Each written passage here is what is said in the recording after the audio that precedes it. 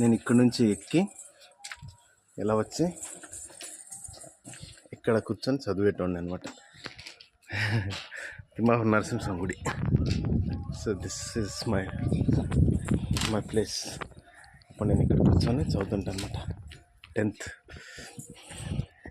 School first వచ్చింది ఇక్కడ నుంచి.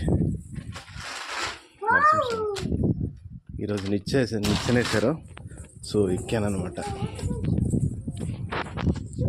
ఇక్కడ నుంచి మా హాస్టల్ గ్రౌండ్, ఇక్కడ మా హాస్టల్.